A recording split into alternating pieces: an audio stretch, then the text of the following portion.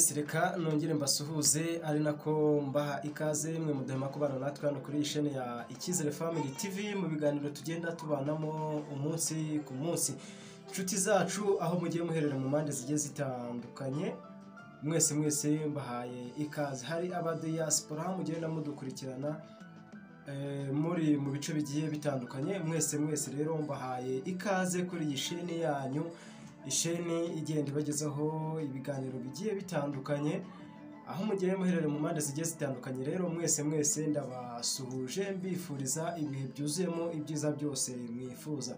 Njye ni inshuti Isaac, rero mugiye kubana nk'ibisanzwe tugenda tuganira mu biganiro bigiye bitandukanye. Hari igihe tugenda tubagezaho amakuru agiye atandukanye, ibyo byose rero tugashimishwa no kubibagezaho kandi namwe mukabyakira bikagira icyo bitugaragariza bitewe nuko bigenda bifasha mu buzima bwanyu bwa buri munsi.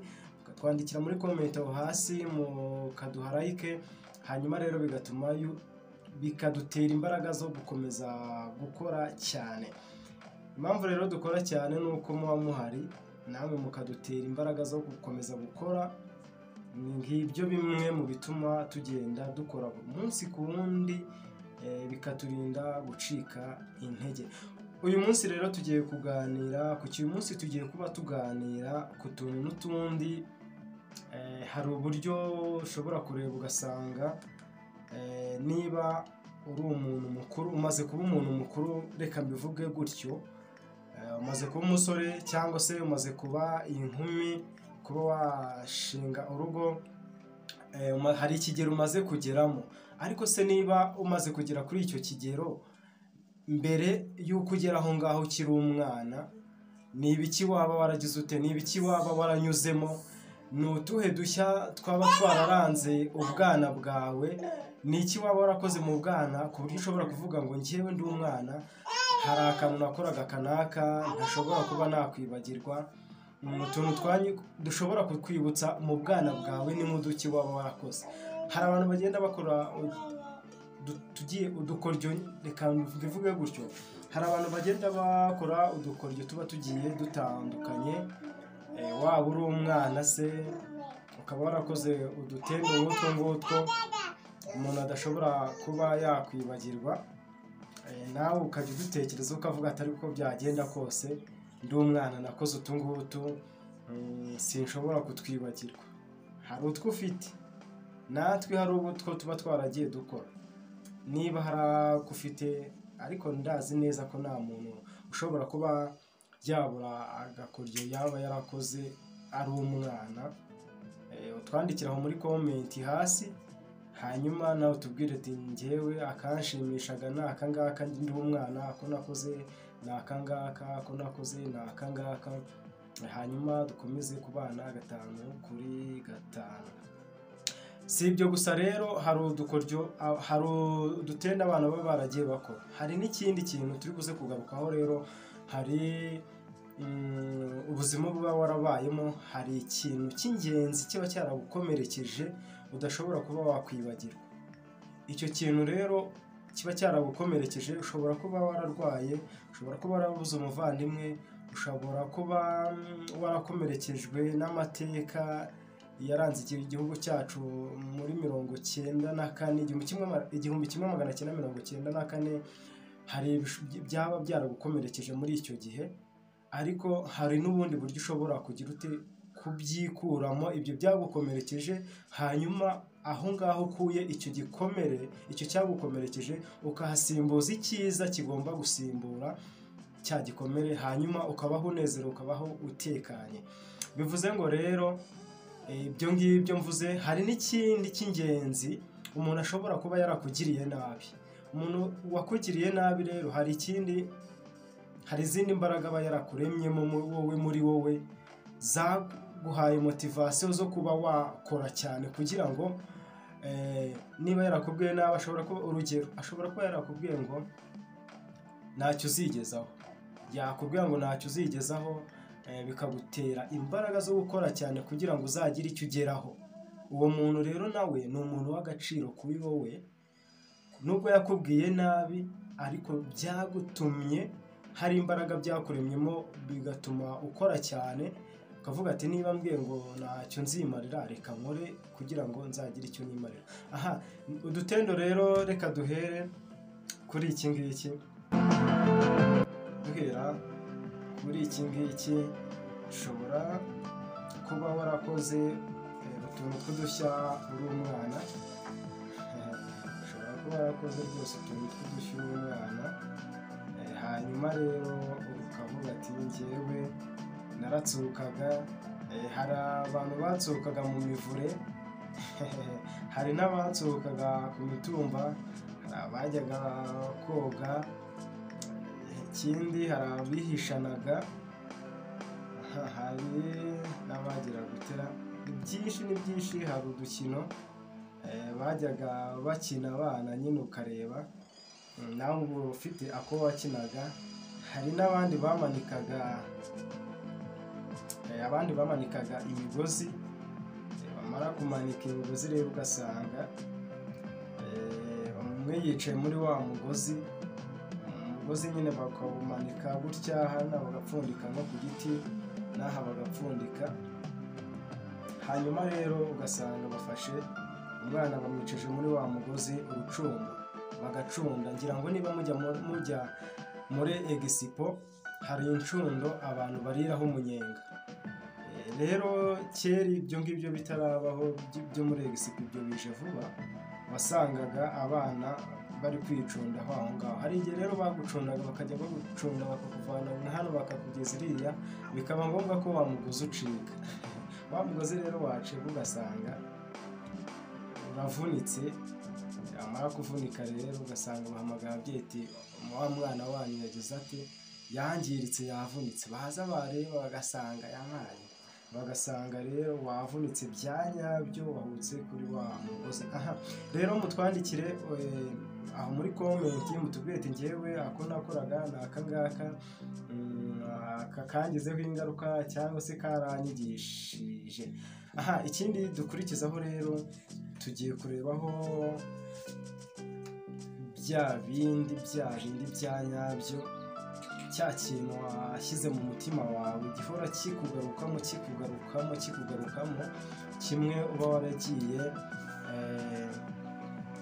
kora, cya kindi uba warashyize mu mutima wawe kugira ngo ukikuremo, wakora iki?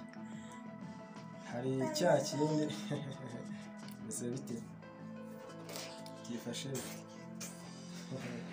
ya na umwana mutoya rero uba urimo aza atuganiriza. Dukomeje rero, ni kwa kundi nari mbabwiye ngo ushobora kuba ufite ikintu cyagukomerekeje, ushobora kuba waracuruje ugahomba, ushobora kuba warabuze uwo wakunda, ushobora kuba hari icyo wabuze mu buzima bwawe, wamara kukibura rero bigatuma ugumya guheranwa n'agahinda. Ikintu uzakora rero, uzafata umwanya utekereze kuri icyo kintu gihora kikubabaza, cyagufatiye umwanya mu buzima bwawe. Numara kugitekerezaho, ufate igihe uvuge ati wakinwe, umbereye mu buzima bwanjye, ngiye kukwirukana mu buzima bwanjye. Hanyuma ufate umwanzuro udakuka, ukirukana, uvuge ati rwose niba waranshegereje ubuzima, igihe tumaranye wenda ushobora kuba warahuye nacyo, hakaba haciyemo imyaka 10, 15, ukavuga ati imyaka 10 cyangwa se 15 wari umariye mu buzima, nasanze waranyangirije ubuzima.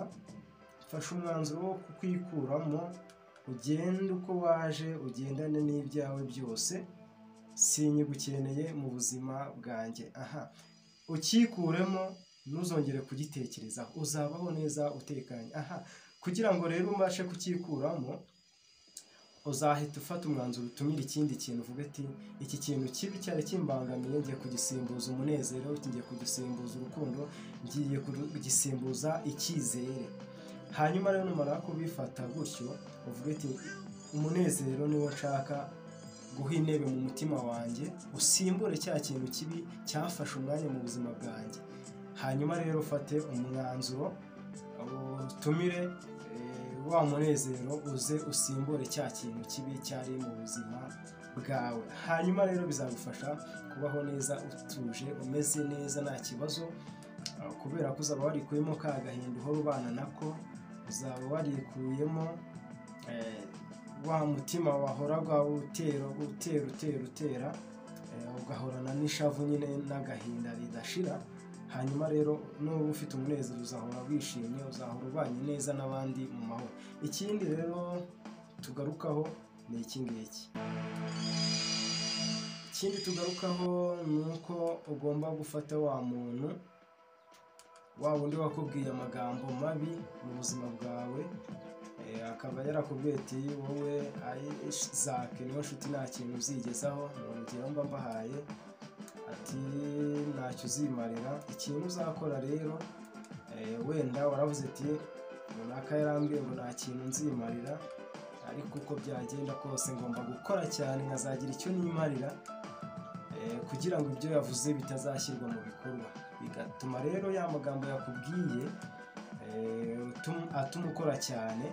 Hanyuma gukora cyane rero ukaba waragize icyo wimarira. Bivuze ngo rero uwo muntu wakubwiye ayo magambo nawe ni umuntu w'ingenzi mu buzima bwawe, ni umuntu w'ingirakamaro mu buzima bwawe, kuko iyo atakubwira ayo magambo ushobora kuba uri hanyuma y'aho wari kuba uri aka kanya, ariko kuba yarakubwiye ayo magambo byakuremyemo imbaraga zituma ukora cyane wirinda gusuzugurwa n'ayo magambo yakubwiye. Bivuze ngo rero uwo muntu wakubwiye ayo magambo ari mu bantu ba mbere batumye ugeraho ugeze ubu ngubu, ari mu bantu ba mbere baguhaye imbaraga, bakuzamuye, ari mu bantu ba mbere bagufashije gutera imbere. Kabone nubwo yakubwiye amagambo mabi, ayo magambo mabi yakubwiye ko ntacyo uzimarira, ntacyo uzigezaho, ntaho uzava ntaho uzagera, ndazi neza yuko ndahamya neza ko ayo magambo yakubwiye niyo yakubereye fondasiyo y'ubuzima bwawe, ukaba ugeze aho ugeze ubu ngubu. Kuko iyo atabikubwira, mubwije ukuri, uba ushobora kuba uri inyuma y'umurongo w'ubukene usanishije n'aho waba uri ubu ngubu. Rero uwo muntu nawe agomba gushimirwa mu buzima ubwo ari bwo bwose. Yaba ashobora kuba ariho ukamushimira, ugafata umwanya ukavuga ati nguhaye icyubahiro kubera ko hari aho wamvanye, hari n'aho wangejeje. Ashobora kuba rero atakinariho, yarapfuye, ariko uko byagenda kose ushobora kuvuga ati ese abaye akiriho namushimira bingana iki, ukamutekerezaho. Abo bantu rero ntabwo mugomba kubibagirwa, babaye ingenzi mu buzima bwanyu. Namwe mutubwire ngo njyewe se ni sogokuru, ni muzehe, ni papa, ni mama wambwiye ayo magambo, ni mukadata wambwiye ayo magambo, ni umuturanyi wambwiye ayo magambo mabi, ariko byagenda kose arahari ntabwo yabura. Ashobora no kuba adahari, ariko niba ahari vuga ati uyu muntu nubwo yambwiye gutya niwe wambereye fondasiyo y'aho ngeze ubu ngubu. Utwandikira aho muri komenti rero, tuzajya tugenda tugaruka ku bintu n'ibindi, utuntu n'utundi, uko iminsi igenda yicuma tuzajya tugenda tubagezaho utuntu twinshi. Mwakoze cyane rero kubana natwe hano ku Cyizere Family TV. Yari inshuti Isaac. Reka mubwire ngo niba ukunda ibyo tukugezaho, ntusige udakanze subscribe, ni ukureba munsi ya video ukayikanda like ndetse na share. Hanyuma amakuru n'ibiganiro nibyo tugenda tubategurira umunsi ku munsi bikajya bibageraho muri abambere. Turabakunda cyane cyane, niyo mpamvu turi ahangaha tugenda tubagezaho bimwe bigiye bitandukanye. Reka tuzasubire ubutaha. Imana ibarinde kandi ibabere byose. Murakoze cyane.